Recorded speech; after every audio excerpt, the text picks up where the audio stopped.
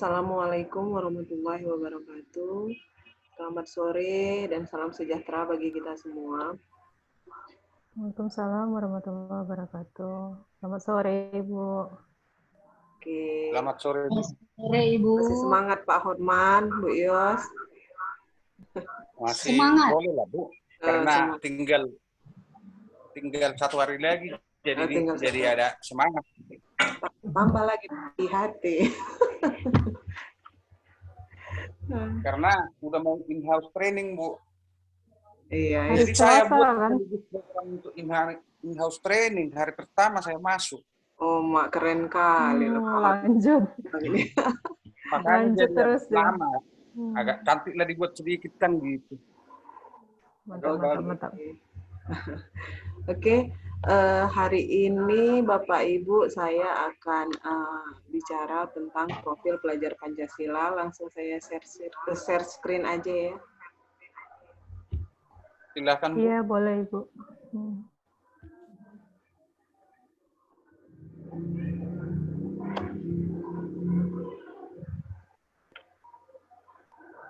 Kelihatan Bapak Ibu? Kelihatan, Bu, kelihatan. Kelihatan, Ibu.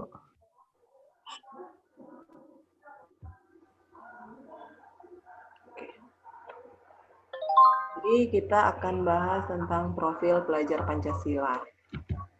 Nah, hari ini kita bahas tentang definisi, dimensi, dan bagaimana proyek penguatan profil pelajar Pancasila. Nah, definisi profil pelajar Pancasila yaitu merupakan profil lulusan yang bertujuan menunjukkan karakter dan kompetensi yang diharapkan, diraih, dan menguatkan nilai-nilai luhur Pancasila peserta didik dan para pemangku kepentingan. Nah, profil pelajar Pancasila ini memiliki 6 dimensi, diantaranya adalah, nah yang pertama itu adalah beriman dan bertakwa kepada Tuhan Yang Maha Esa, serta berakhlak mulia. Nah, jadi pelajar Indonesia dalam hal ini diharapkan untuk menghayati keberadaan Tuhan dan selalu berupaya mentaati perintah serta menjauhi larangan sesuai dengan ajaran agama dan kepercayaan yang dianut. Beriman dan bertakwa kepada Tuhan Yang Maha Esa itu dapat diwujudkan ke dalam akhlak mulia, baik dalam beragama, kemudian akhlak baik kepada diri sendiri, kemudian kepada sesama manusia, kepada alam, dan kepada negara Indonesia. Nah, yang selanjutnya yaitu profil berkebinekaan yang global. Nah, di sini pelajar Indonesia berkebinekaan global memiliki identitas diri yang matang, mampu menunjukkan dirinya sebagai representasi budaya luhur bangsanya, sekaligus memiliki wawasan serta keterbukaan tentang ragam budaya daerah, nasional, dan global. Pelajar Indonesia juga harus memiliki sikap menghormati keberagaman dan toleransi terhadap perbedaan. Karena seperti yang kita ketahui bersama, di Indonesia ini saja kita sudah multikultural ya, dengan berbagai macam budaya, sehingga kita harus bisa berkebinekaan global. Nah, untuk mencapai kebinekaan global ini, pelajar Indonesia harus dapat mengenal dan menghargai budaya, kemudian dapat berkomunikasi dan berinteraksi antar budaya, berefleksi dan bertanggung jawab terhadap pengalaman kebinekaan serta berkeadilan sosial. Nah, yang ketiga adalah mandiri. Jadi pelajar Indonesia di sini diharapkan memiliki prakarsa atas pengembangan dirinya yang dapat dicerminkan dalam kemampuan untuk bertanggung jawab, memiliki rencana yang strategis, melakukan tindakan yang merefleksikan proses dan hasil pengalamannya. Nah, oleh sebab itu, dalam hal ini pelajar Indonesia harus memiliki kesadaran akan diri dan situasi yang dihadapi serta memiliki regulasi diri. Nah, yang keempat adalah bergotong royong. Nah, di sini pelajar Indonesia memiliki kemampuan untuk melakukan kolaborasi dengan sukarela agar kegiatan yang dikerjakan dapat berjalan lancar dan mencapai tujuan untuk kebaikan bersama. Nah, pelajar Indonesia selalu berusaha untuk melihat kekuatan-kekuatan yang dimiliki oleh orang di sekitarnya yang dapat memberi manfaat bersama. Nah, untuk mencegah terjadinya konflik dan tidak memaksakan kehendak pada orang lain, maka pelajar Indonesia harus mewujudkan gotong royong. Nah, di sini dapat dilakukan dengan melakukan kolaborasi, memiliki kepedulian tinggi, dan berbagi dengan sesama. Nah, yang berikutnya adalah bernalar kritis. Nah, pelajar Indonesia yang bernalar kritis itu adalah pelajar yang berpikir secara objektif, sistematik, dan saintifik dengan mempertimbangkan berbagai aspek berdasarkan data dan fakta yang mendukung sehingga dapat membuat keputusan yang tepat dan berkontribusi memecahkan masalah dalam kehidupan serta terbuka dengan penemuan baru. Nah, untuk bernalar kritis maka harus memperoleh dan memproses informasi serta gagasan dengan baik, mampu menganalisa dan mengevaluasi untuk selanjutnya bisa direfleksikan pemikiran dan proses berpikirnya tersebut.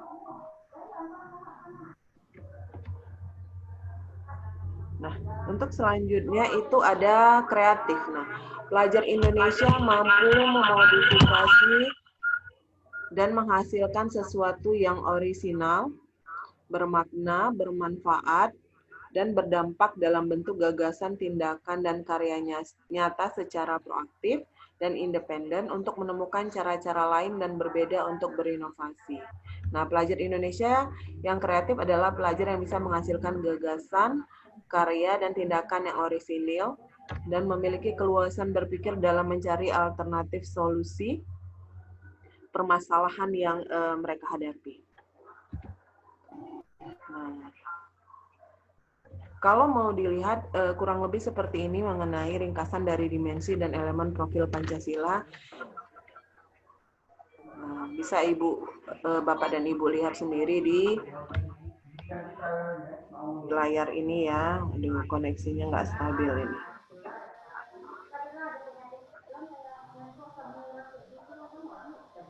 Oke. Nah, jadi beriman dan bertakwa kepada Tuhan Yang Maha Esa dan berakhlak mulia, di situ ada contohnya adalah akhlak beragama, pribadi, kepada manusia, kepada alam, kemudian kepada akhlak kita atau akhlak pelajar Pancasila, akhlak pelajar yang bernegara. Kemudian berkebinekaan global. Nah, di sini maknanya adalah mengenal dan menghargai budaya, kemudian komunikasi dan interaksi antar budaya, refleksi dan tanggung jawab, serta berkeadilan sosial. Kemudian bergotong royong di sini pelajar Pancasila itu dia dapat berkolaborasi, memiliki kepedulian, dan mampu berbagi. Sedangkan mandiri itu adalah dia mampu memahami diri dan situasi yang dihadapinya, kemudian memiliki regulasi diri. Lalu kalau bernalar kritis adalah memperoleh dan memproses informasi dan gagasan dengan baik, bisa menganalisis dan mengevaluasi penalaran, dan mampu merefleksikan dan mengevaluasi pemikirannya sendiri tersebut. Nah, sedangkan kreatif di sini dia mampu menghasilkan gagasan yang orisinal, ya, misalnya mampu berinovasi. Kalau kemarin ada siswa yang menemukan, kalau di tempat kami ada siswa yang menemukan alat tetes ayam yang baru gitu ya. Nah, yang dengan menggunakan listrik yang sedikit sekali wattnya. Nah, seperti itu salah satu contoh yang kreatif, yang ujung-ujungnya adalah dia bisa menghasilkan sesuatu yang inovatif ya. Kemudian menghasilkan karya dan tindakan yang orisinal dan memiliki keluasan berpikir dan mencari alternatif solusi dari permasalahan yang dihadapinya.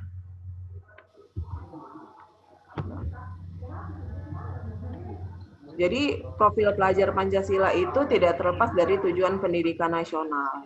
Nah, kemudian juga apa yang filsafat yang disampaikan oleh Ki Hajar Dewantara tentang visi pendidikan Indonesia. Jadi di sini profil pelajar Pancasila itu sudah merupakan perwujudan dari tujuan, kemudian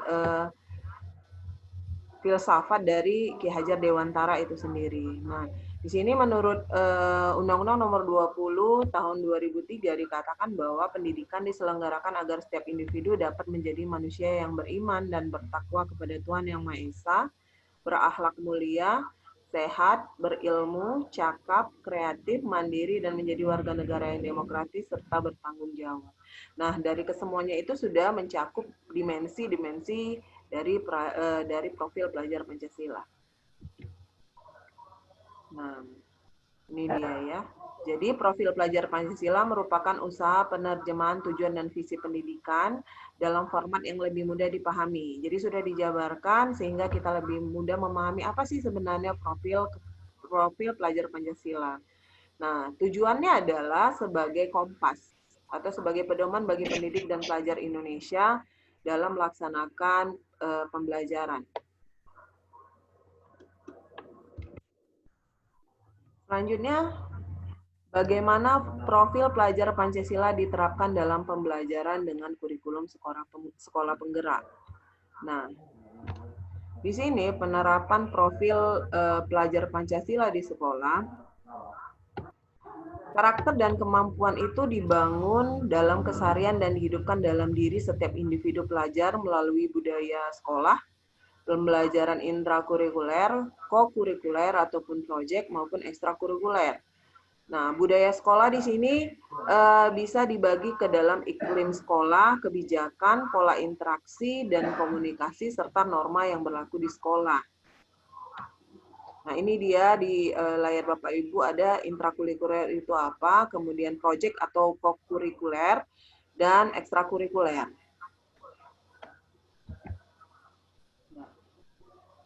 Masih semangat Bapak Ibu, Bu Yos? Semangat Bu Laras. Lanjutkan. Ice breaking dulu kita, nanti aja. Masih semangat ya? Masih fokus? Semangat. Oke. Masih fokus. Oke, kita lanjutkan. Nah, proyek penguatan profil pelajar Pancasila. Nah, tahapan-tahapan dalam mengelola proyek penguatan profil pelajar Pancasila. Nah, latar belakangnya. Di sini kenapa sih harus ada penguatan proyek pelajar Pancasila?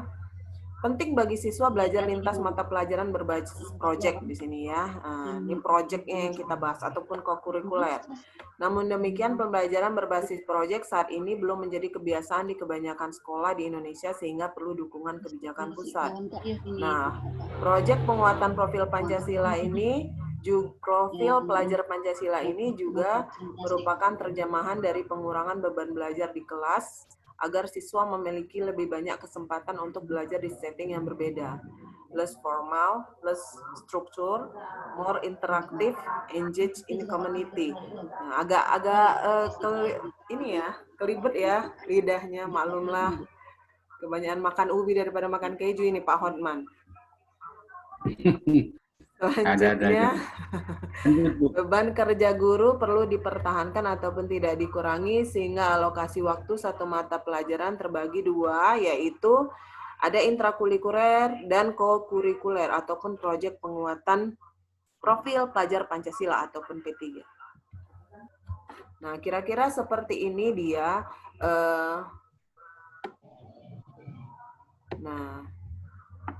Jadi kegiatan pembelajaran intrakurikuler itu ditambah dengan proyek profil pelajar Pancasila ataupun kegiatan kokurikuler, itulah yang menjadi mata pelajaran.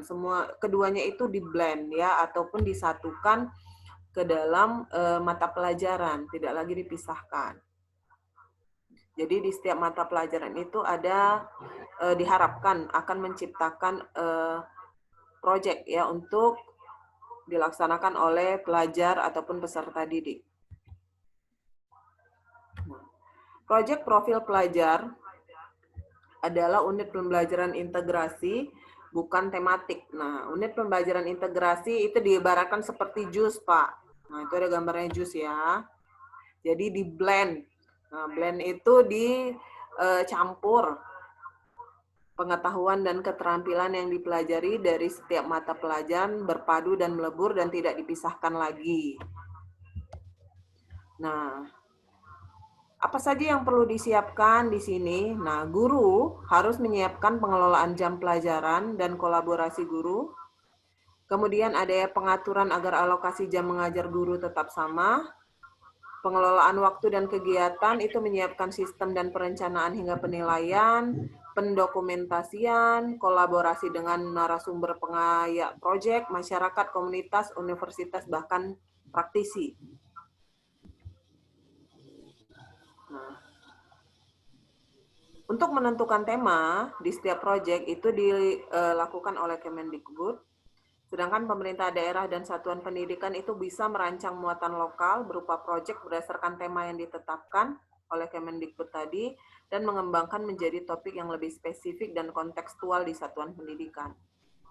Nah, tema yang dipilih itu ada 7, yaitu perubahan iklim global, kearifan lokal, kemudian ada Bhinneka Tunggal Ika, kemudian bangunlah jiwa dan raganya, suara demokrasi, berekayasa dan berteknologi untuk pembangunan NKRI dan kewirausahaan.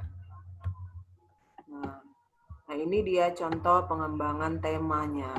Karena kita guru SMA, berarti ini contoh proyeknya misalnya pengelolaan dan pemanfaatan sampah ya. Nah, elemen profil pelajar Pancasila yang disasar itu anak-anak nantinya akan menjadi pelajar yang berakhlak terhadap alam dan mampu menganalisis dan mengevaluasi penalarannya terhadap pengelolaan dan pemanfaatan sampah tadi. Ini dia kalau perencanaan proyek itu seperti itu.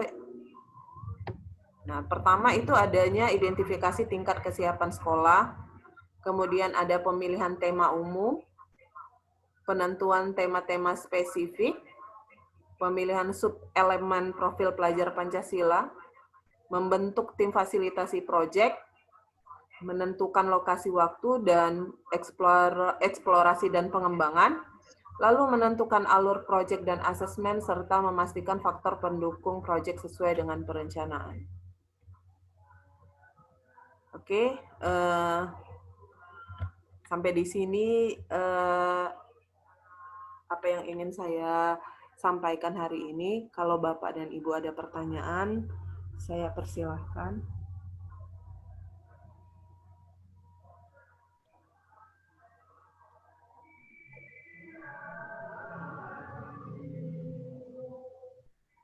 Selamat sore, Ibu Laras.